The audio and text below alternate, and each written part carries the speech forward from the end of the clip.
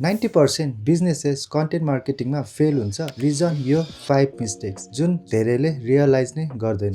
So mistake number 1, strategy बिना content बनाउनु। धेरै बिजनेसेसहरूले यो सोच्छन् कि कन्टेन्ट मार्केटिङ भनेको सोसियल मिडियामा डेली पोस्ट गर्ने मात्र हो। So they keep posting product photos, festival wishes, motivational quote और र्यान्डम ग्राफिक डिजाइन्सहरू। तर र्यान्डम पोस्टिङलाई content marketing भनिँदैन।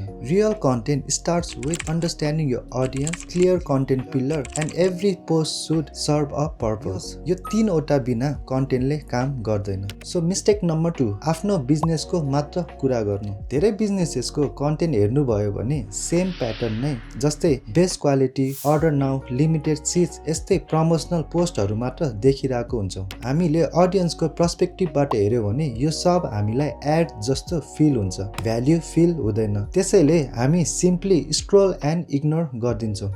So instead of always promoting your business, focus on helping your audience. Educate, inspire and solve their problem first. So mistake number 3, कन्टेन्टमा धेरै चाँडो give up गर्नु। धेरै बिजनेसेसहरू content marketing त start गर्नुहुन्छ, तर 2-3 विक्स पछि राम्रो रिजल्ट आएन भने स्टप गर्नुहुन्छ। कन्टेन्ट मार्केटिङ भनेको सर्ट टर्म ट्रिक होइन, यो भनेको लङ टर्म गेम हो। अडियन्सको ट्रस्ट बिल्ड हुन र अर्ग्यानिक ग्रोथ आउन टाइम र कन्सिस्टेन्सी दुवै चाहिन्छ। So if you quit too early, result आउने चान्स नै पाउँदैन। So mistake number 4, analytics ignore गर्नु। धेरै बिजनेसेसहरू कन्टेन्ट पोस्ट त गर्नुहुन्छ, तर पछि त्यो कन्टेन्टको पर्फर्मेन्स हेर्न नै बिर्सिनुहुन्छ।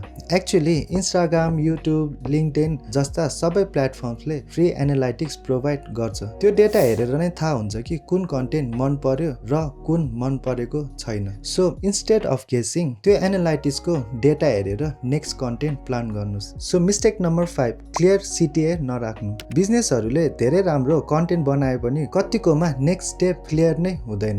अडियन्सले भिडियो हेर्नुहुन्छ, भ्याल्यु पनि पाउनुहुन्छ, तर पछि के गर्ने, फलो गर्ने कि डिएम गर्ने कि अर वेबसाइट भिजिट गर्ने भनेर क्लियर नै हुँदैन। So if you don't guide them, most people simply move on. त्यसैले एभ्री कन्टेन्टमा 1 क्लियर कल टु एक्सन राख्नुपर्ने हुन्छ। सो यो थियो 5 वटा कमन मिस्टेक जुन धेरै बिजनेसेसहरूले गरिराख्नु भएको हुन्छ, तर तपाईँले चाहिँ यो मिस्टेक्सहरूलाई अभोइड गर्नुहोला। र यदि तपाईँहरूलाई यो 5 मिस्टेक्स अझ डिटेलमा बुझ्न मन छ भने मैले फुल एक्सप्लेनेसन मेरो युट्युब च्यानलमा अपलोड गरेको छु, लिङ्क बायोमा छ, चेक इट आउट।